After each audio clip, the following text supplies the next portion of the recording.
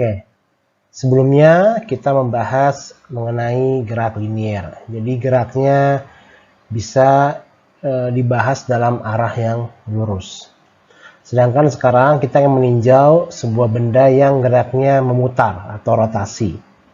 Maka di sini besaran-besaran yang telah kita kenal sebelumnya seperti posisi, kecepatan maupun percepatan bisa kita tinjau dalam gerak rotasi. Misalkan dulu posisi itu S, maka sekarang menjadi posisi sudut, yaitu adalah theta.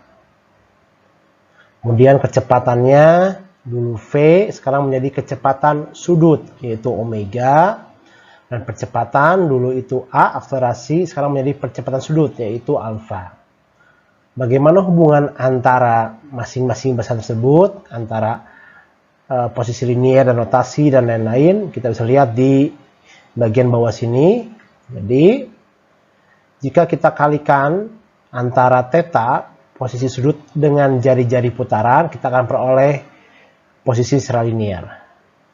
Jika kita kalikan kecepatan sudut omega dengan jari-jari putarannya, kita dapatkan kecepatan linier. Kita kalikan antara percepatan sudut dengan jari-jari putarannya, kita akan peroleh percepatan linier. Jadi ketika sebuah benda berputar, misalkan ini ya, sebuah jarum dia berputar terhadap pusat koordinat, maka kita lihat ya, awalnya yang bagian bawah sini dia bergerak membentuk sudut. Nah, berarti kan yang berubah adalah sudutnya, yang awalnya 0 menjadi misalkan ini tetanya 60 derajat. Berarti ketika dia pindah, sudutnya yang berpindah. Dengan patokan adalah ada jari-jarinya terhadap suatu titik ya. Itu. Kemudian untuk sudutnya jangan lupa kita akan menggunakan radian di sini. Jadi misalkan ini sudutnya 60 derajat, maka sama dengan pi per 3 radian ya. Seperti yang kita ingat bahwa pi radian sama dengan 180 derajat. Sehingga jika Anda ingin menuliskan S misalkan di sini ya, sama dengan R kali theta, berapa S-nya? Berarti kan tetanya 60 derajat kali R. Tapi ingat harus radian, jadi bukan 60 R tapi harus pi per 3 R, seperti itu. Nah, kemudian ketika benda bergerak, tentunya dia memiliki sebuah energi yang berkaitan dengan kecepatan geraknya, yaitu energi kinetik. Kita akan bahas bagaimana kalau dia berotasi, berapa energi kinetiknya. Misalkan ini ya, sebuah benda M ini, MI, dia bergerak secara rotasi terhadap pusat koordinat dengan kelajuan linear V. Maka energi kinetiknya adalah setengah kali M kali V kuadrat. Itu yang kita kenal sebelumnya. Nah, di sini kita ingat bahwa kaitan antara kecepatan linier dengan kecepatan sudut itu adalah V sama dengan omega kali R. Mari kita ubah V di sini dengan omega kali R. Kita peroleh bahwa K setengah M, sininya omega R kuadrat. Ya, V-nya kita ubah. Sehingga saya rapihkan, saya peroleh K sama dengan setengah MR kuadrat kali omega kuadrat. Nah, bagian MR kuadrat ini saya beri definisi yang disebut sebagai momen inersia. Ya, kuantitas itu. Sehingga kalau MR kuadrat adalah momen inersia, maka energi kinetik rotasi itu adalah setengah MR kuadrat diubah jadi I omega kuadrat, menjadi setengah I omega kuadrat. Seperti itulah energi kinetik untuk sebuah benda yang berotasi. Nah, coba kita pahami lagi konsep ini. Oke, sekarang kita bahas lebih mendetail mengenai momen inersia. Seperti yang sudah dibahas di pertemuan sebelumnya tentang sistem pusat massa ya. Jadi sistem partikel itu jika ada benda yang banyak jumlahnya, kita bisa definisikan menjadi dua kelompok, yaitu benda yang diskrit dan benda yang pejal atau benda tegar atau kontinu. Nah, di sini kita akan bahas bagaimana menghitung momen inersia dari sistem benda yang diskrit. Artinya adalah terdiri dari beberapa benda yang dia anggap sebagai benda titik atau partikel. Misalkan saya punya dua buah benda di sini, yaitu benda M1 dan benda M2 yang terhubung oleh batang tak bermassa. Artinya adalah batang ini bisa kita abaikan. Kemudian dia berotasi terhadap titik pusat massanya, dia berputar. Artinya adalah R di sini, ingat ya, R itu adalah jarak dari bendanya ke titik poros putarannya. Berarti di sini kalau dia di titik pusat massanya, di tengah-tengah sini berarti jarak dari M1 ke titik tengah, M2 ke titik tengah itu sama. Artinya R1 dan R2 itu sama. Bagaimana menghitung I-nya? Berarti I dari M1 ditambah dengan I dari M2 dijumlahkan. Karena ini penjumlahan, jika nanti banyak bendanya, kita bisa gunakan notasi sigma. Yaitu I sama dengan dari partikel diskrit adalah total dari perkalian antara massa dengan jarak antara massa terhadap titik poros kuadratnya. Jadi kalau di sini berarti M1 kali R1 kuadrat ditambah M2 kali R2 kuadrat. Ya. Apakah R sama R2 harus sama? Tergantung kasusnya. Misalkan seperti ini. Kasusnya ya. Sekarang titik putarnya bukan di tengah-tengah tapi asal aja di sini. Ya, kalau rotasinya pusatnya bukan di pusat massa, maka jarak ini berbeda ya, dan nanti bisa dilihat sendiri pada gambar. Untuk lebih jelasnya, mari kita lihat pada contoh-contoh berikut ya. Berikutnya kita lihat bagaimana jika bendanya benda tegar atau benda pejal. Kita tadi menggunakan sigma ya. Jadi sebelumnya kalau untuk diskrit Anda sudah belajar ya. Untuk yang diskrit kan tadi I-nya sama dengan sigma MI RI kuadrat. Maka untuk yang kontinu, maka nanti I-nya itu sama dengan integral R kuadrat dm. Ya. Nah, saya tidak ingin Anda bingung dengan ininya karena ini adalah matematik. Saya fokus saja ya. Di sini ada beberapa contoh benda pejal yang inersianya sudah diketahui nilainya. Untuk benda ini adalah silinder berongga, artinya Anda silinder tapi tengahnya kosong, berarti I-nya adalah MR kuadrat. Kalau silindernya berongga tapi tebal rongganya, ini tipis ya, kan tebal bagian luarnya R2, bagian dalamnya R1, berarti ini perhitungannya. Jika silindernya pejal, artinya adalah full, tidak ada celah di dalamnya, tidak ada rongga, berarti setengah MR kuadrat. Jika ini sebuah papan berbentuk persegi panjang dengan panjang B, lebar A, maka seperti ini Anda hitungnya. Jika ini adalah sebuah batang yang homogen, diputar di bagian tengah-tengahnya, maka 1/12 MR kuadrat. Jika diputar di salah satu ujungnya, 1/3. Ya. Dan ini untuk bola yang bagian bawah, bola yang pejal dan bola yang berongga. Anda bisa hitung. Seperti itu ya. Jadi untuk benda tegar atau benda pejal, Anda cukup menggunakannya saja. Dan ini adalah akhir dari bagian pertama. Nah, pada saat kita mempelajari mengenai gerak lurus atau gerak linear atau gerak translasi, kita sudah belajar di dinamika bahwa penyebab gerak itu adalah gaya. Nah, sekarang kira-kira kalau bendanya bergerak secara rotasi atau berputar, apa penyebabnya? Tetap gaya. Tapi gayanya di sini punya terminologi khusus. Karena gayanya itu menyebabkan dia bisa bergerak secara berputar. Itu disebut sebagai momen gaya atau torsi.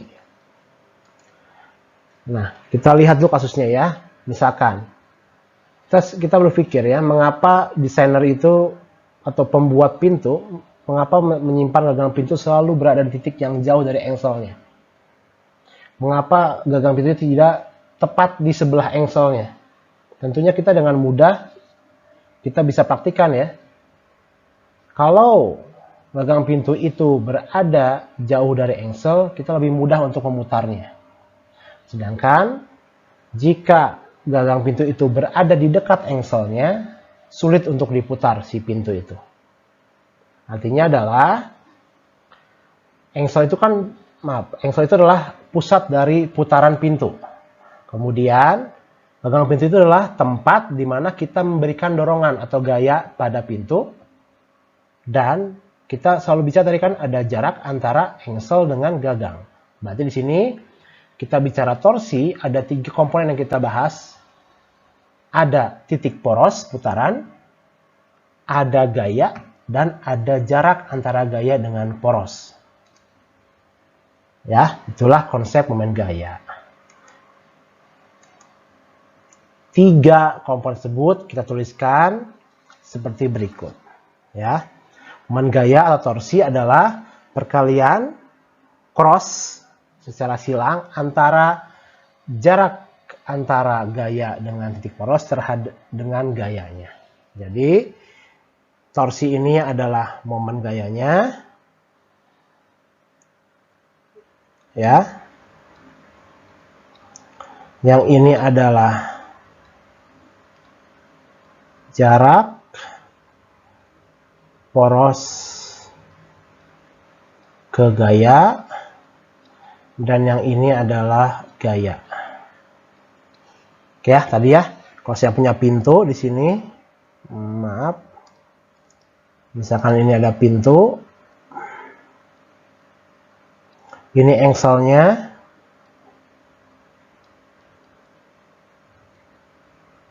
pasti Anda akan menemukan di sini gagang pintunya. Ya, artinya adalah ada jarak antara gagang itu F dengan porosnya. Seperti itu ya. Nah, kemudian kita ingat lagi, karena bentuk cross vektor ini bisa kita ubah ke bentuk biasa, yaitu kalau saya punya vektor seperti ini, misalkan ini vektor A, ini vektor B, ini tetanya, maka A dikrosskan dengan B itu sama dengan besarnya A kali besarnya B kali sinus theta.